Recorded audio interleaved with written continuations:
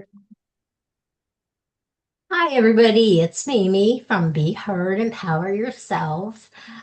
Doing my favorite thing, which is talking. And my second favorite thing is talking to someone else. Not kidding. So today we're joined by someone who has become one of the most trusted voices in addiction recovery, Amber Hollingsworth. Hi, Amber. Hi, Mimi. Thanks for having me on. Oh, I'm thrilled. And Amber's a licensed professional counselor, a master addiction counselor, and the founder for Families, oh, I'm sorry, Hope for Families Recovery Center. We need that hope in there. That's right. We need it. Hope is my granddaughter's middle name. That's a good one. And part of that is because her father was an addict. Okay. Yeah. So that's a story in itself. As we all know, we all have our stories, but you and your team have helped thousands of families navigate addiction and rebuild their lives. And you've spent more than 20 years working across, all the things that go along with it, addiction and the family lives that it touches too. And you're the creator of the hugely popular YouTube channel, Put the Shovel Down. That's right. Yeah. Okay. And that's where you teach people how to outsmart addiction, which ain't no easy thing. Take it from one who knows and support loved ones without enabling. Oh my God, that's so hard. And so again, thanks for being here. And I will start with saying I have 34 years of recovery from, Congratulations. That's so impressive. Wow. yeah, it's impressive. Well, I got it was recovery from alcohol, but it was pills from an injury that I had to take that brought me down. Okay. That's Okay. not too uncommon. One thing, No, right? it's That not. happens. Yeah, No, that's a it's thing. not. And when you are egotistical and own your own bar, Oh, and, you owned your own bar. and they call you the queen, and the Okay. bottle says, "Do not take with alcohol." They don't mean you. They don't Yeah. mean me. Yeah. That's like a loophole. That doesn't count. Not for you. Yeah. It's really, it's part of my book, but oh my God. And I think back at it, I think, oh my God. So, you know all about this stuff about denial, and by both the addict and their families and friends and loved ones have denial too sometimes. They Oh, don't yeah. believe That it. family denial can be worse than the person That's with the addictions denial. Yeah. that right. So you've been working with individuals and families struggling with addiction since 2004. So hmm what originally drew you to this field?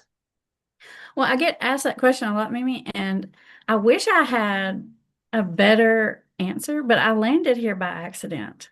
Oh, I'm really? not in recovery myself, which people usually want to know. And I did come from an addicted family, but the like really addicted, as in like grandparents, sister, mom, like as in my mom was doing meth with my sister, Lifestyle. hardcore. Yeah, But the that's life. not how I got in the field. Like I didn't even realize all that until I was in the field. Isn't that Mm, wild? Like when you grow up in it, it's just your normal. You don't even know that that's, I mean, I knew that, they use substances, but I wouldn't have attached the word addiction to it. I know. I know. Everybody was doing it in the family, and people that you're hmm supposed to take your hints from, your grandparents, your parents, they're hmm supposed to teach you the right things to do in life. That's right. So, Yeah. so after nearly a decade working in an inpatient facility, you kind of became disillusioned with the factory-like process of treatment um, and the lack of support for the family. Is Yes. I correct in that? Yes. Yes, ma'am. What was the turning point for you that said, mm-mm, Right. Yeah. When you work in an inpatient facility like that, you see the same people coming in and out over and over. And you just the facility I worked in was actually a good facility for what it was. Like I have no bad things to say about it. It's yeah, more of a larger systems issue than it was like the facility. It's just you see the holes in the system, and the longer you're in it, the more glaring they are. yeah, yeah. I went to, or I had no intervention. I I didn't know it at the time, but I really had chronic depression and anxiety disorder, probably from growing up in an alcoholic home with a narcissistic mother. And Wow. my father, very depressed, he tried to kill himself twice. So it was a little genetic, mental stuff going on. And I think I was self-medicating, Yeah. which people do. Yes. So when I told you earlier, I added pills to the alcohol, um, thinking I could do that because I'm different. Right. I'm That probably better. put it on fire, didn't Oh my God, it? that's how I'm alive, actually. Wow. And what happened was it exacerbated my depression. So I got so depressed that I asked to be taken somewhere, and I did not know it was an addiction center. So you were I trying to get taken somewhere for the depression piece specifically. wanted to go to a spa. I thought, Oh, a retreat, yeah. There yeah, you go. I had a customer, a doctor no less, Hmm. and he drank and he did lots of stuff, a lot of I street. actually have a lot of doctors, clients. I see a lot of them. Yes, yes. Hmm. And he was beloved and he was one of the best chiropractors. Everybody went to him. Yeah. And we Yeah. didn't care if he was drinking or doing drugs. I went to him, my husband. His office was across the street from my bar.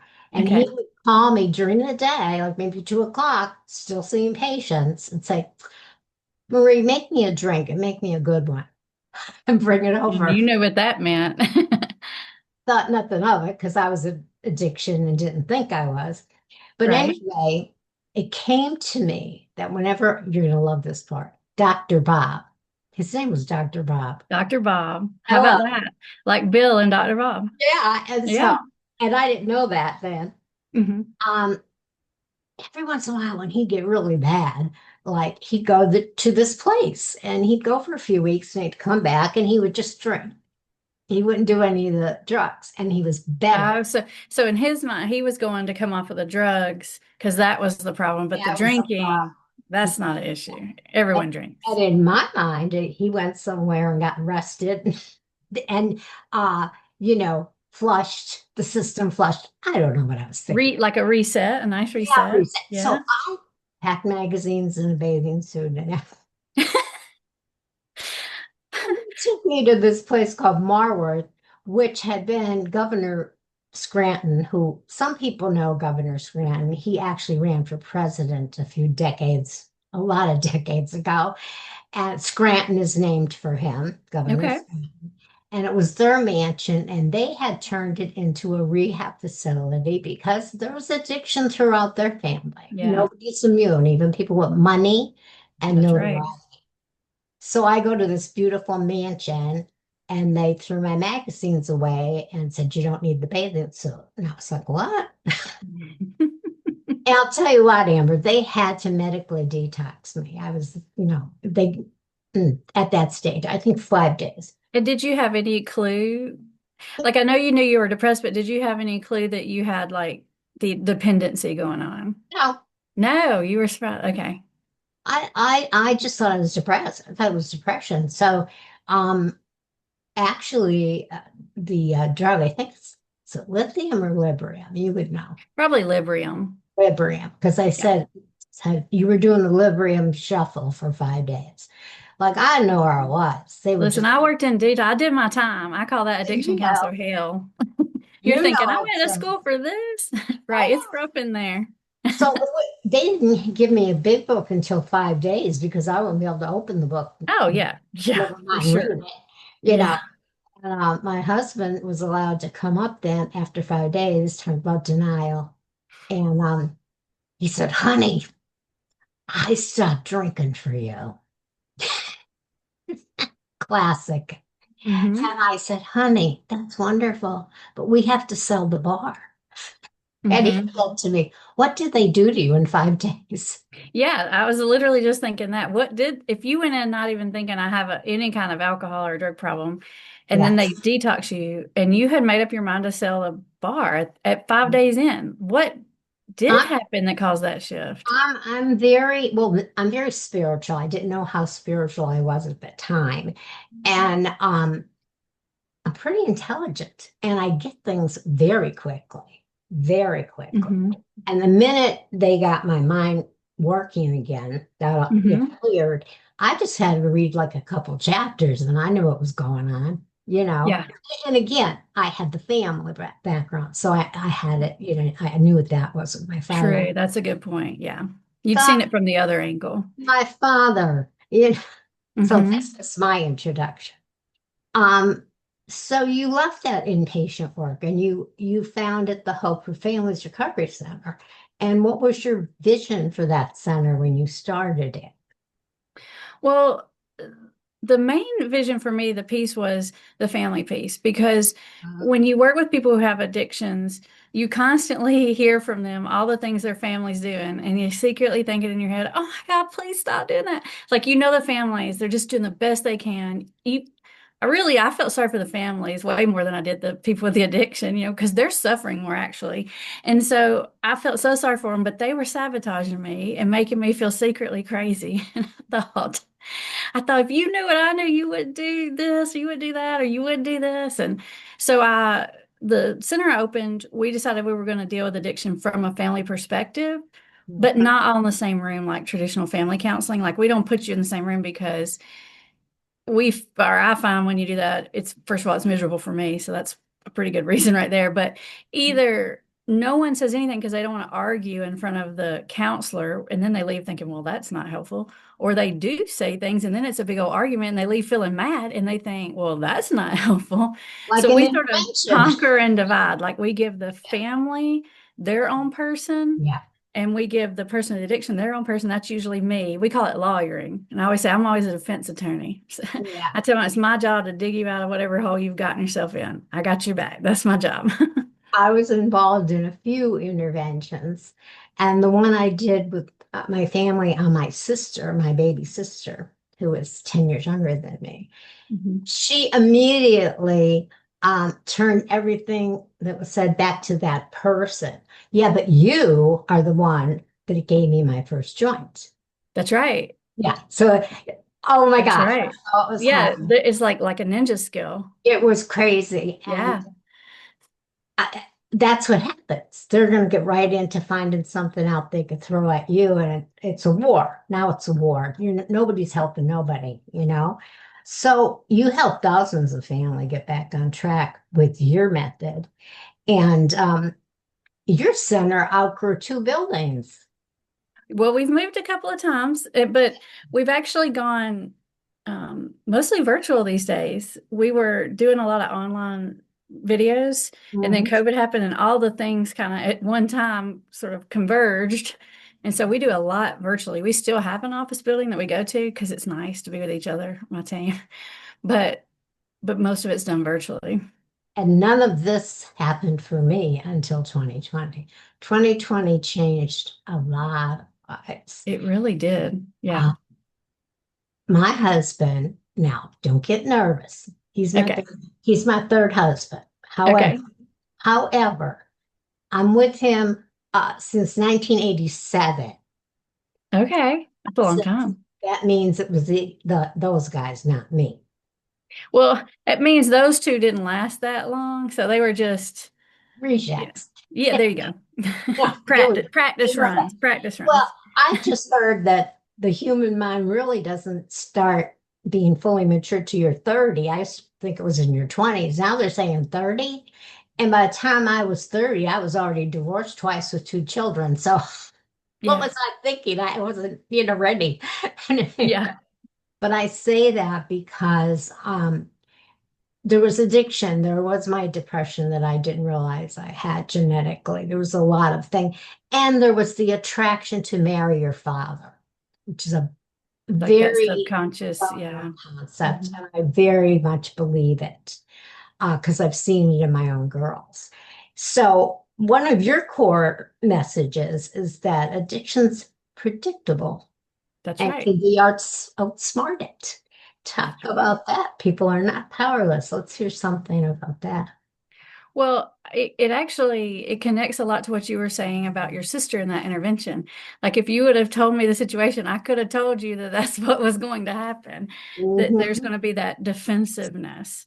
Um, and it's just a natural human reaction to when you feel called out or criticized. I mean, even when you feel called out about something that you know is true, it's our natural, it's like a reflex to Of defend ourselves. course. Right. And so if you understand that that's coming, you can figure out how do I get through to someone without stepping on that defense button? Without, because it's kind of like you step on this tripwire and then the slam door comes down and the spikes and all the things. And it's really, it Yeah. makes it that much harder. Yes, it does. And my dad and it's a very, all families are complex and, what's the word they always, dysfunctional. They're all Yeah. To dysfunctional. some level, right? Yeah. But come on. Yeah. Yeah. And, the thing is, I resented him for a lot of things when I was growing up, because he embarrassed me in front of my friends and different things. And of course, that happened. He got sober before me, but he did not get sober until he was 60 years old. You know, Wow. Hmm. then he became this beloved person in AA. I see you rolling your eyes over there, Mimi. You know what's going on in my head. Hmm. Here's this man who hurt me that I had a You're lot of thinking you guys don't even know the half of thank you. it. Yeah. So it's like when they have a funeral for somebody and the family member that does not like their father sees 120 people show up and it's like he was such a good man. Hmm. Yeah. But again, when he was drunken in the bars, everybody loved him too. When he was sober in AA meetings, everybody loved him. Hmm. So that's all right. So now I got sober Hmm. and I'm speaking to him and I'm sober a couple years. You're going to relate to this right away.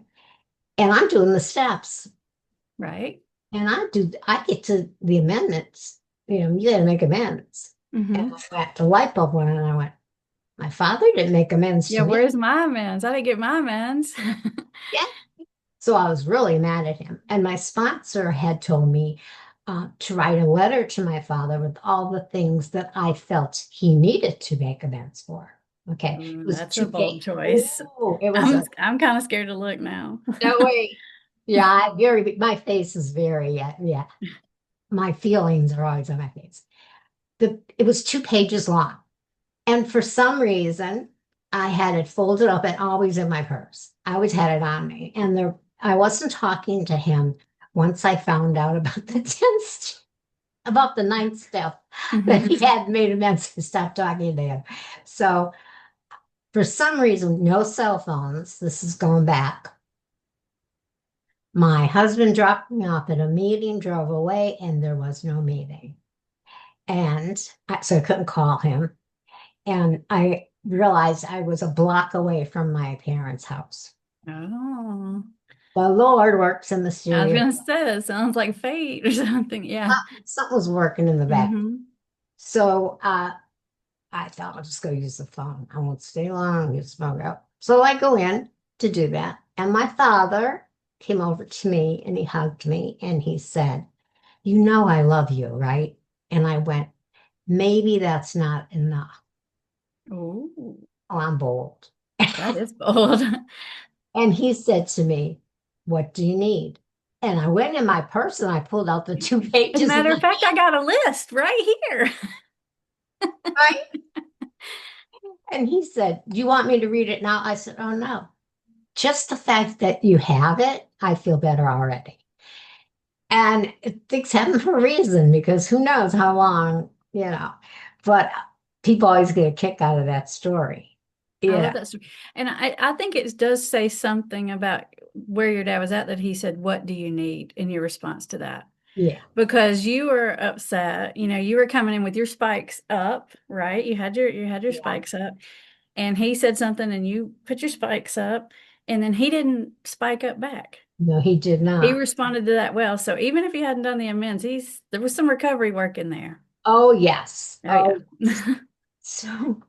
So you often, oh, well, let's get into enabling and surviving and all that good stuff. Um, how do families know? what they're doing. Am I enabling? Am I surviving? Am I doing the right thing? Am I doing too much? Am I doing too little? Should I just stand back and let them kill themselves? Like, Right. how do you figure that out? Right. Well, I have a lot of ideas on enabling. I'm going to give you two of them. The Well, first one more directly relates to your question here. I have a little formula that I use to figure out where you're at on that enabling sort of spectrum. okay. Because it's a question of, am I helping or am I enabling? Here's the thing, helping always makes you feel good. You can't think of a time when you helped somebody that you didn't walk away feeling good. Mhm. Like I remember this crazy, I was walking in my neighborhood one day and it was after a rain and I saw this little worm and it was trapped by this little stick and I took the stick off of it and I just felt happy for like 30 minutes. Like I helped this worm.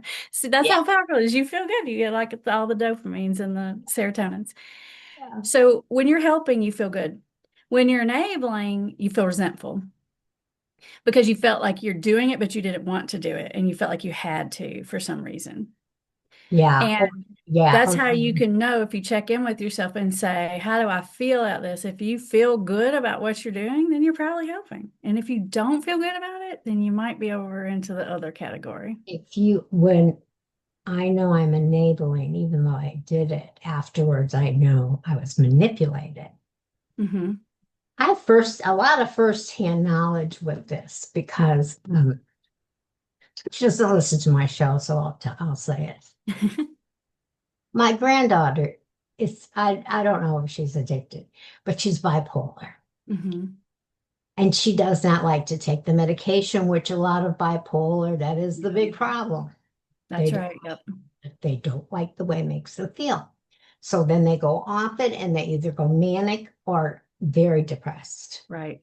And she's the only girl. I have all grandsons, and she's the only girl. And always been catered to. She's always been the princess. Well, the last, I want to say 10 years at least, I can't say no to her. I can't say no to her. It's like that. And first it was little things, and then it got bigger. Then it was send me flight tickets to come down to Florida. Mm-hmm. I miss you, whatever. And then she'd get her, let's go shopping. And, Mm-hmm. and then it really got bad. So I am in counseling, no surprise. And I've been told many, many times, she keeps asking you for money. You have to say no. Like she'll text me, I need $20 for gas to get to work. And I Mm-hmm. said, I Zelle the $20. Mm-hmm. So it was getting really out of hand. And I won't even go into everything because it was a lot. And so I started cutting back. So my Mm-hmm. counselor said, what can make you comfortable that you can give her and not feel, not be upset, but you have to have a limit. Yeah. So I gave myself a limit. But then I started going over the limit. So I went Mm-hmm. cold turkey. I said, I'm not giving you money anymore. That's it. So the family is all enabling her, the whole family. And she goes and has a baby. So now I have a great grandson, Mm-hmm. which how dare she? Because I don't look like a great grandmother. I'm still passing That's for right. 50. That's right. And I'm, That's right. you know, Yeah. I had a daughter turn 50. I said, honey, don't tell people you're 50 because I tell people I'm 50. So anyway, I digress. The problem was the whole family enables her, including her ex-boyfriend, the father of the child. And we ended up chipping in and helping her get a car 2 years ago. And a couple months ago, she was off her medication and she was horrible to me, said horrible things in front of people in the room and awful. Didn't talk to me for 8 months. And then she called and said, Nana, I need a new car. And I went, we just got you a new car 2 years ago. We're not getting you another. So now she's not talking to me again. So I also know she smokes pot Mm-hmm. and drinks. I can't help her. But you know what? It hurts. It hurts not to Mm-hmm. help, even Right. though I know it's enabling. Right. Can you talk about how that feels for these families? Like, I think you can, right? Well, here's the thing. I'm not nearly as I'm not nearly as sort of like super strict about the money thing as most addiction counselors are. Because Oh, here's where I stand on it. When we think about enabling, most people immediately go to either like money or like letting them stay at your house yeah. or something like that, right? Hmm. Somehow you're sort of financially holding them up. Yeah. And yes, that is enabling. Um, However, it's not the most enabling thing you can do. It's really not. Because here's the thing, $20 isn't going to make or break anyone's addiction or bipolar disorder for that matter. Right. And some people will say, well, what if I give them $20 and they go out and use and something terrible happens? And I'll say, well, if that happens, then that was their addiction, not you. So that's not on you. Okay. Your Yeah. $20 did not kill anybody and it did not Right. make them an addict or not an addict. I promise. Well, I know that. Right. Yeah. Exactly. Right. What is the most enabling thing you can do, and this is big, this is the one that I hit on so much, is play the villain. Every addict and alcoholic has to have a villain in the story Oh, because she it is like tells the me that all fuel that the time. addiction lives on. God, And she if tells me all you the step time. into that role, if you get, I call it fish hooked, they get you on that hook and you play that role. Because if you give somebody $20 that has an addiction, it's gone in 5 minutes. It's gone, whatever.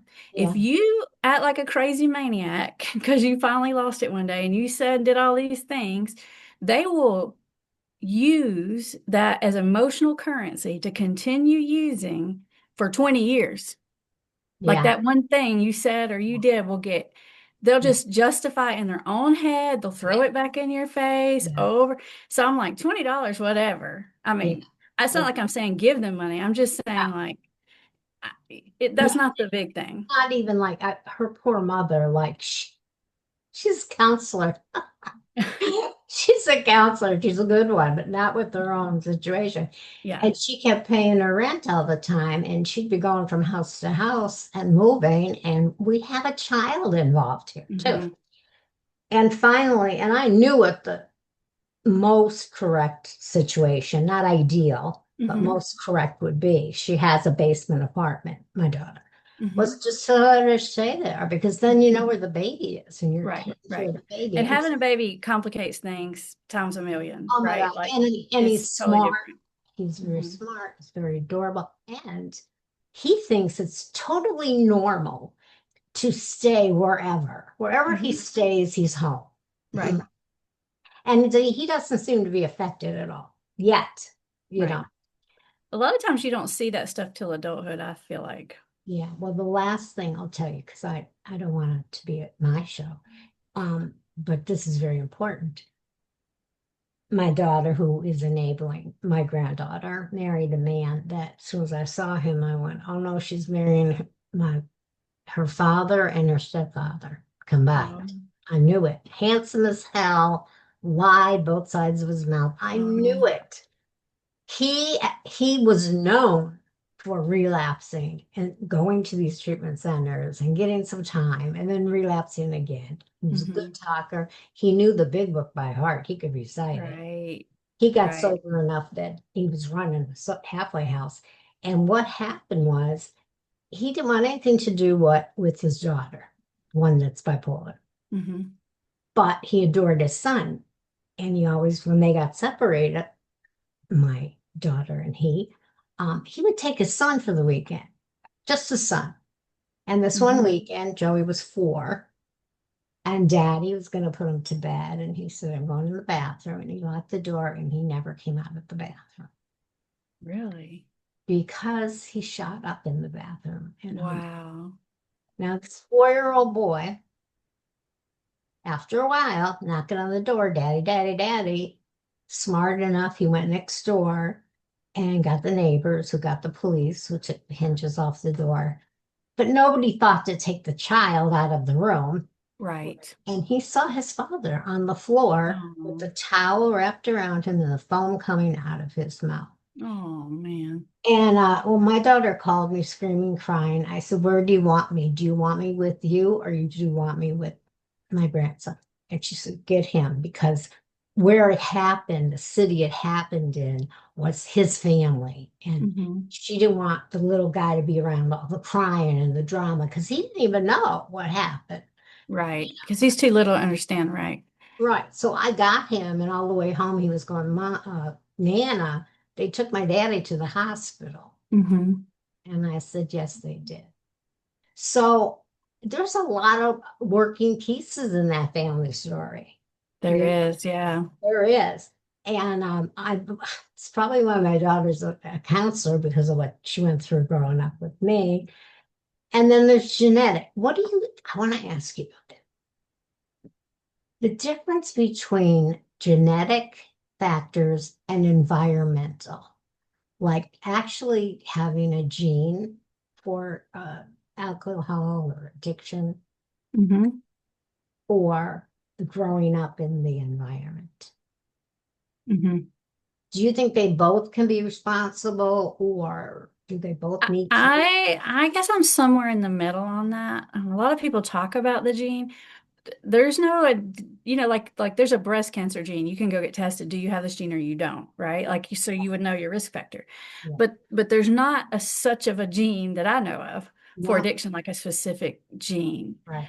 I feel like in some ways it's genetic because if you have like ADHD, I feel like ADHD is a symptom of the same dopamine issue because it's a dopamine problem. So if you have anxiety, if you have ADHD, if you have some of those things that could be genetic, I think it sets you up to be more likely to fall into addiction for various reasons. You're Some for right. self-medicating, some for impulse control, just all kinds of reasons. So I Yes. think in that way, I don't think it's as direct as people think it is, though. No, it's a gray area that Yeah. they haven't really finally figured it out to the point where they could say this is so.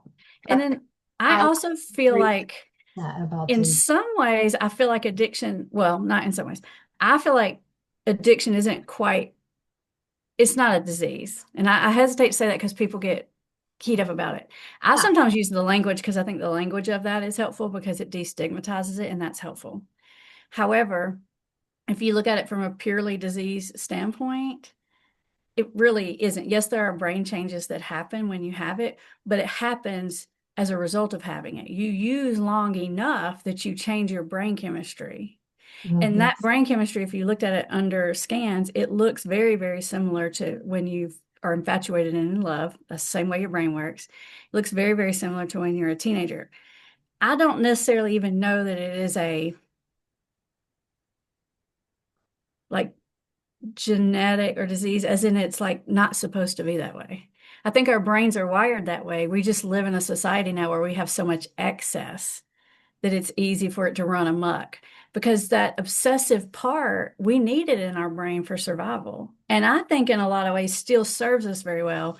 We can just get it if we let it, we use our superpowers for the evil and not the good. That's what I say. I'm gonna put all of that what you said in Hmm. another context, but it's agreeing.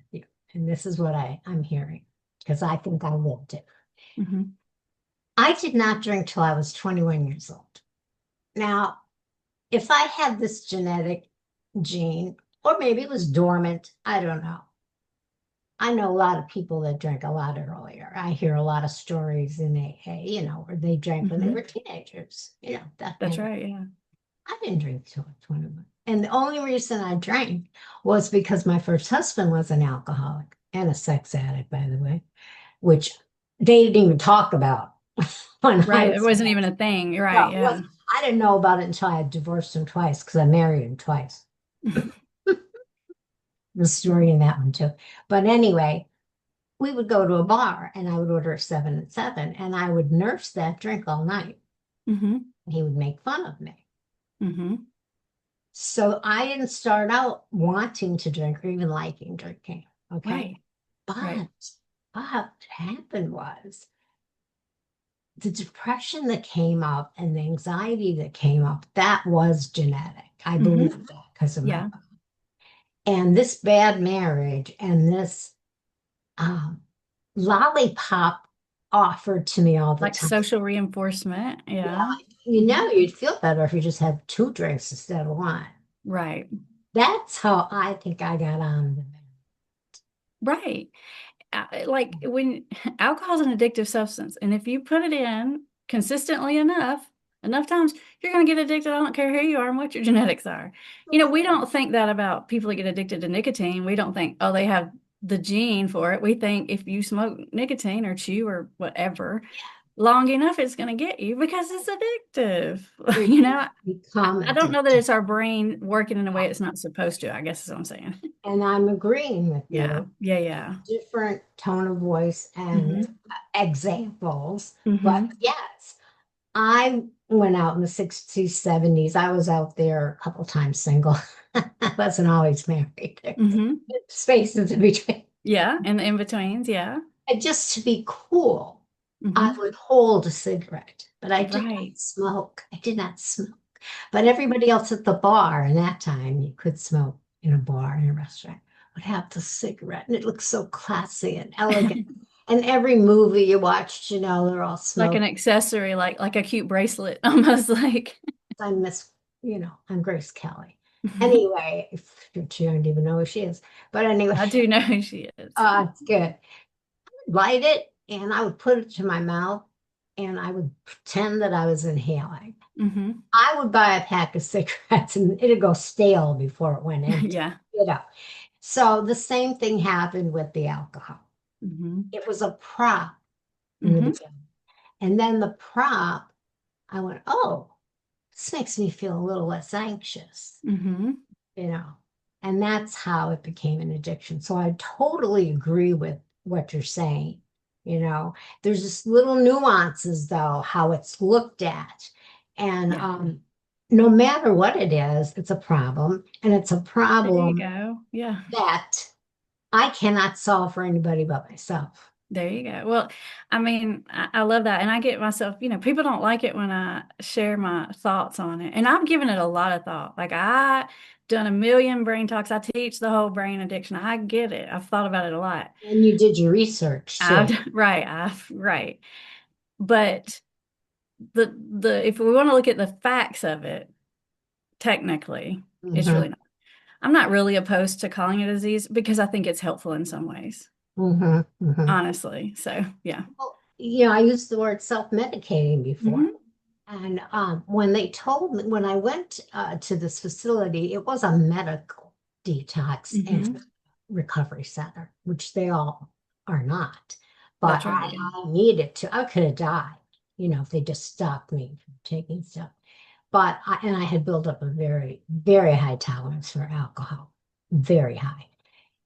I'm like 5'2" and 120 pounds. So, I mean, I don't know what that was about. But, I saw a psychiatrist and they did blood work and they got my family history and Hmm. everything. And he sat down with me and he said, you are what's called dual diagnosed. I Hmm. said, oh, what's that? And he said, you have an addiction, Hmm. but you also have mental illness Hmm.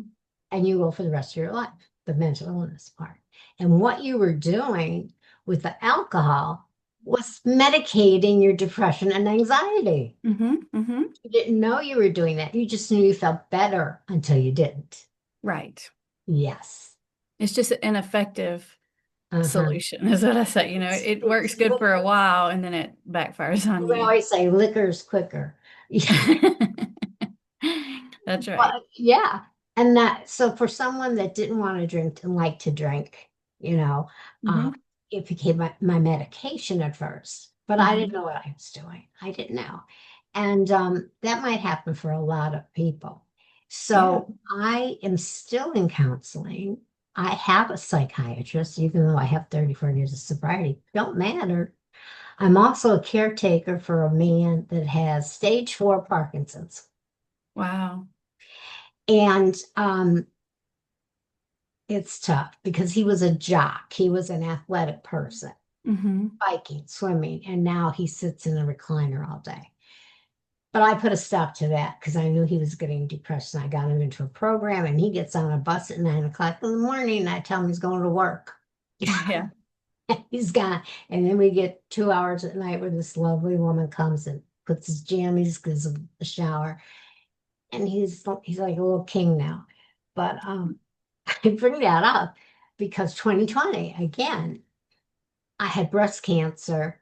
I had a rare autoimmune disease, which I still have. And we did not know about COVID enough. All Hmm. right. So I'm not going out there with all my stuff and with him and his stuff. And we stayed in our Right. house for 9 months. Nine. Yeah. And I got depressed. And the reason I knew I was going into deep depression is I was being mean to my husband. Hmm. My husband's a saint. Don't tell him, though, please. But seriously, after the two losers I was with, he is a saint. And I got depressed. I knew I was depressed. I called my primary. I said, I'm depressed. I know the symptoms. I've been there, done it. Hmm. T-shirt. Set me up with a psychiatrist and a counselor, but she did. Hmm. And I had been taking the same. Now, we'll see how you feel about this. Okay. I had been taking the same antidepressant for 30 years. That's a long So, time. Yeah. yeah, it was Zoloft. And the thing of it is, when I moved to Florida 20 years ago, I didn't get a doctor for that. And I just kept taking the same dosage. Yeah. So when I finally got the psychiatrist, she said to me, you're taking a placebo. If you take a drug for 30 years, Oh, you you just yeah, it loses its effectiveness. yeah, it Sure. Yeah. titrates and your body, it's not doing nothing. Right. Oh my God. So she upped the dosage a little bit. She gave me something for the anxiety because I was having panic attacks. Hmm. You know, I couldn't believe it.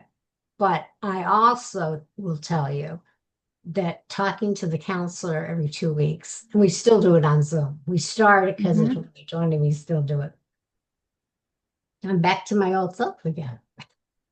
So what Good do for you you think? for recognizing those signs and taking action, Yeah, and knowing what actions to take. yeah. I don't know why, like you said with the sobriety, that I knew I needed to go somewhere. And with this, I think I have guardian angels that whisper in my ear. So, what's your feelings about medications and certain medications and in addiction and treating addiction? Well, there's the term medication assisted treatment. Okay. And so there's all kinds of things. There's somebody who has addiction, but also has depression like yourself who takes And a depression medicine. That could be medication assisted treatment. There's also people addicted to pain pills who take medication specifically to replace the pain pills, which is a different kind. yeah. I'm I'm a fan. If there's something you can do to make things better, let's do it. And Like, you I've have had a people take normal life and Antabuse, you have a normal Vivitrol. life. Yeah. I Hmm. don't suggest an alcoholic take a lot of benzodiazepine. That doesn't usually go well. But Yes. other than that, Yeah. Yeah. I'm like, hey, if there's a resource and a tool, Yeah. let's use it. Yeah. Yeah, well, yeah. I agree. And it's absolutely I just had that kind of mind. I put everything together. Somebody told me I was very, very pragmatic. I'm like, oh, I Yeah, think that's yeah, good. yeah. So I go right to the solution, and it gets me in trouble because I've been on a couple of boards, on my church board and a volunteer board, and they want to just talk about the problem Yeah. or talk, but and I go, wait a minute, it's 1, 2, 3. We do 1, 2, 3. Everything's fine. They didn't Yeah. like that. Yeah, you're like an action taker. Yes, I've Hmm. been called that before, and I will gladly accept that title. Yeah, I can relate to that. Yeah. I've been accused myself. I'm a doer. I see the solution. I know it's the right solution in my heart, and people don't want to hear it. They want to go their way, and that's okay with me. So, whatever happened, I think we're having a good interview. What do you think? I like it. I'm enjoying talking to you. It's just a fun conversation. Good, yeah. Well, that's my other coping mechanism. It's humor Hmm. because I've been known I can make a joke a minute. I mean, like I could find funny in anything, Hmm. everything. And sometimes I have to bite my tongue because I'm like, Marie, you're going to not stop. You just, Right. but like when I go to physical therapy, it's an open room. There's 6 therapists, and I have them in tears laughing, like just everyday things that happen to me, but my reaction to it and what I say about it, they just Right. crack. And you're looking at it through a certain lens. They're like, Right. how can you, what all this stuff you got going on? Because I got new stuff. How are you this happy? I said, it's not happy. It's like facing reality and having a positive outlook and finding some humor and joy Hmm. in the day. And I love you guys and I love making you laugh. And that's Hmm. that. So back to the family. What's the most important thing a family can do if they're worried about someone's substance abuse? What's the most important thing they can do? Well, the most important thing is to not get into the villain role because that prolongs the issue for years and years and years. And it's not so much as the family's job to make anybody quit. You're not making them an addict or an alcoholic, but you can inadvertently be fueling the fires. Mm, And to a large degree, an addict or alcoholic will pull you into that role.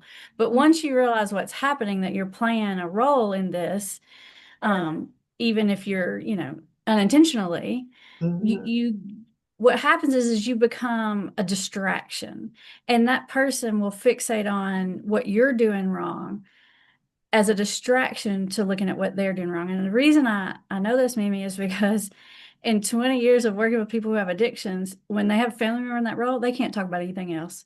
Like you can't get them to talk or think about anything else until that family member either they decide they're just going to move on, like the person with the addiction, or the family member steps out of that role because they're fixated on it. It's that okay. resentment, self-pity thing that goes on, and they Yes. will fixate. And it's usually can be more than one, but there's at least one villain. Oh, yeah. My counselor tells me that all the time. Yeah. She says, you're the villain in this scenario because Yeah. I'm dealing with three daughters Yeah. and I'm the mother. So Hmm. I'm the easiest person to make the villain. The mom is usually the villain See, I know. 90% of the time. Like, I, well, the mom or the wife. The yeah. mom or the Oh, wife is the villain 90%. Yeah. yeah, you are so on the mark. Oh, it's all right. I have one daughter that has my back right now, my oldest.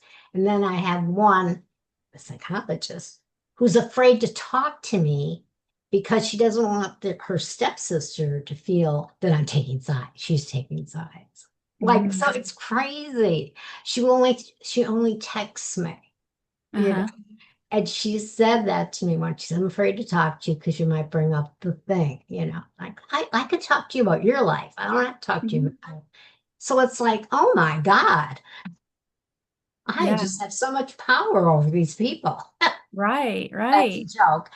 But Yeah. I mean, to some degree, I like to say we all have influence, a lot more influence than we like to think. And Mhm. everyone else, when you have an addicted loved one, people are always telling you there's nothing you can do. They have to want it for themselves. Basically, just step back, cross your fingers, and hope they hit a bottom and figure it out. That's the message that you get told. But family members have a huge, tremendous amount of influence. They just don't know how to play their cards right, and everything they do instinctually makes it worse. So they eventually they give up because they think I've tried everything. I've begged, I've pleaded, I've yelled, I've threatened, I've ultimated, I've gave money, I've not gave money. I've done all the things, Yes, and yes. then it leads you to believe, I guess everybody's right. There's just nothing you can do, but that's actually incorrect. You have a lot of cards to play once you understand the predictability, and then you can understand how to play your cards right, and you can maneuver a lot more than you think. I'm on the edge of the mountain right now because the last text was a couple months ago. She called and asked for money, and it just so happened that my husband was in the hospital because he had fallen 5 times in 2 days. And she called and she said, "Man, I need $20 for gas." And I went, "Do you know that your grandfather's in the hospital?" And she Hmm. goes, "Oh, I'm just not part of that crew, but I need that $20." And I hung up on her. Hmm. I was outraged. I didn't say anything. It's hung up. Okay, so she sends me a text and she says, "If you can't give me what I need, then I don't need you." Ooh, wow. That was like a dag. I went, okay, I'm not playing the game anymore because if she could say that hurtful of a thing to her grandmother, she's beyond hope for me. Yeah. Well, for me doing anything. So I right mean, now those are some really bold, entitled things to say. I'm angry. Oh, she's very entitled. Oh, yeah. Yeah. So I'm stepping back. Hmm. I'm just stepping back. I'm not trying. I'm not sending olive branches, as my counselor calls it. Hmm. I'm sending like innocuous texts like, oh, it's hot here. Is it snowing there? Nothing, Hmm. because she's in a bad place and I can't go there. Well, you're done and you know it. Like sometimes people will say, should I throw them out? Should I? I'm like, first, I'm never going to tell you to do that because if something happens to that person, I don't want you coming to me and saying, you made me do it and I didn't want to. Yeah, our two ex-husbands I for said, them. but when you're there, you're going to know. Yeah, There wouldn't be anything I could say to talk you out of it. I had So to be done. I had to when be you're done, you're done. Okay. Like done. you'll know. You don't even need to ask me. Yeah. No. Yeah. Yeah, and that was like the nail in her coffin because Hmm. what a thing to say. I'm like, oh my God. And sometimes you just need that big, clear, no fuzzy gray area Yeah, signal about it where it's just okay. because my Got oldest it. daughter Clear. is telling me for Message years. received, kind Yeah, of thing. my oldest daughter is telling me for years she's all about herself and she's using you and she has a list. And if she calls you and you don't have $20 for her, she'll call the next person on her list. Like a telemarketer almost. Yes, until she gets the money she needs. Oh Lord. So we're covering a lot here.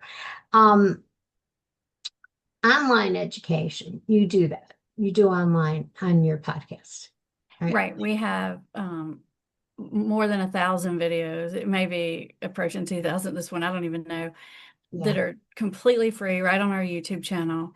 And then we also offer for people who want to go deeper into it, we have some online programs. We have a program it's called the Invisible Intervention. And it's called that because it's not the traditional kind where you have the letters and you get in the circle and you confront the person. It's a behind the scenes and it works particularly well if you're dealing with someone who's what I would call a functional alcoholic or addict. Oh yeah. If It's you could do an old school intervention on someone that's functional, but it's not going to work. You might can get them to go to treatment, but if they don't really see they have the problem, they're not done yet. no. So that you don't want to use, I'm not opposed to that kind. I just don't think it works on someone who's maybe like still working. They still have Oh, like I it just, it's most likely going to backfire on you and they're going to hold it against you. know. And Yeah. I mean, a lot of people just don't even get over it. They feel so hurt, Yeah. by it. Well, my husband did not think he was an alcoholic. He really believed he was giving it for me because he was a functional alcoholic. He was a school teacher, Hmm. you know, he, you know, and years he would go to meetings and say, I'm not an alcoholic, and but you can't kick me out of here because of the traditions. And he'd say what number tradition it was. It says all you have to have is a A desire not to desire. drink. That's right. Yeah. So I got very upset one day. This is in the beginning, and I freaked out and I had called my sponsor. I said, meet me for coffee. And she listened and she said, well, there's an easy solution. I said, what is it? She said, don't go to meetings with him. Yeah. And I went, oh my God. Yeah. And me and her started a women's meeting. So he couldn't Hmm. go. There you go. I love it. That's why sponsorship is good. And talking to you, we get our different things that we never thought of. So, you know what? I really think, again, 2020, I'm trying to think of it as a good thing Hmm. because Zoom and all this came about. And Right. you can reach more people and you can, get to a problem in a different way. And the anonymous part of it. My Hmm. husband goes to AA meetings online now. Right. And a lot of people who are feel intimidated, who maybe never would step into a meeting in real life, who maybe hasn't done it, they can, it feels less intimidating to Yeah, do it that way, to try it out. yeah. So the digital education and the online communities started with Yeah. 2020. I There's mean, tons of apps. There's, like you said, all the meetings are online these days. I mean, you can still go in person, obviously, but there's just so many online. There's online courses, there's podcasts. When I'm dealing with someone who's sort of new, maybe ambivalent, they're thinking about it, I don't even suggest saying to them, you need to get some help because that just upsets them because they don't see it as a problem. So they think, I call it, you ruin your credibility when you say that. Yeah. But what you can do is you can find the perfect podcast episode or YouTube video Yeah. or anything and say, oh, I heard this really cool thing. It reminded me of something you were saying the other day. But you have to find one that fits with what they already think. Like, don't find a confrontational one. Something Exactly. that, don't find something you think they need to hear. Find something that gives them something that they'll relate to Yeah. as the door in. Yeah. And then they'll be more open to hearing more, maybe from that same podcast or Yes. whatever, Of and they'll course. get more and they'll become more and more open because they build the trust. If you throw something at someone that's going to be in your face, they're going to be ticked off. Like it's going to Oh, backfire on you. trust me, Yeah. I've been there with, like I said, I did a lot of interventions, Right. and most of them did not work, even though we could get them to the treatment center, they Right. didn't stay. Or, I mean, so I know exactly what you're saying. Right. It's been fascinating. Wonderful conversation with you. So what's next for you? So do you have any new programs, a book or a project that you're excited about? I've recently just started running a new challenge that we're running about once a month. I've done it twice, going to do it again in January. And it's for people specifically who have a functional alcoholic partner or spouse. Okay.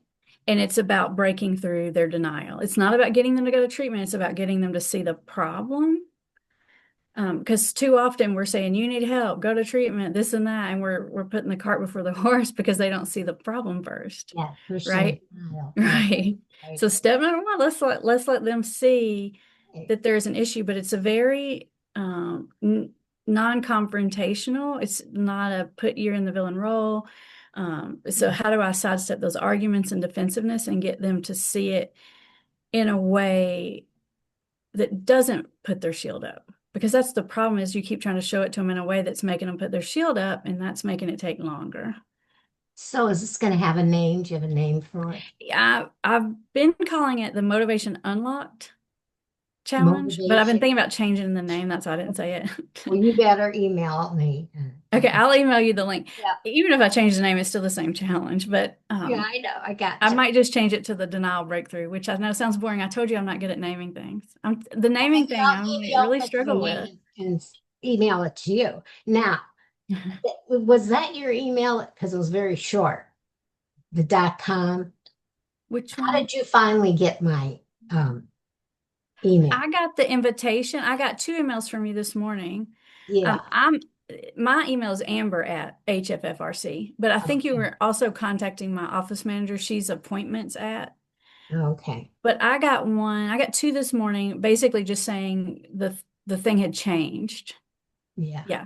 And I was Really? just assuming what you're saying is like, don't use the old link, use this link. Yeah. I just was trying to make sure you're coming. Yeah.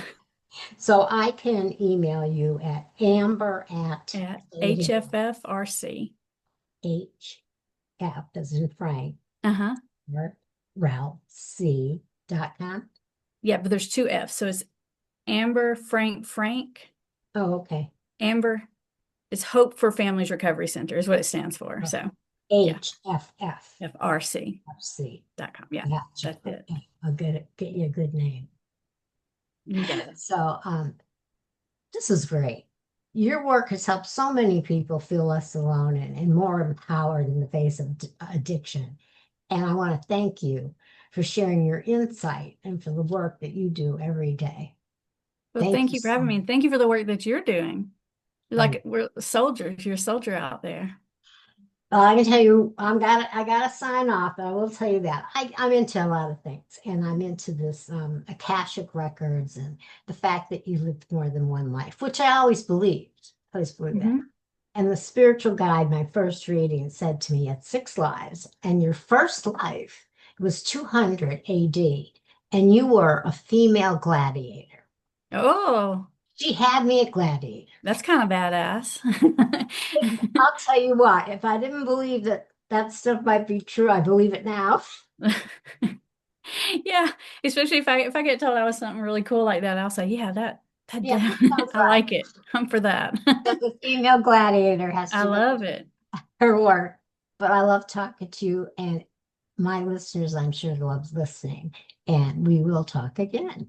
All right. Thank you, Mimi. Bye. Thank you, Amber. Bye.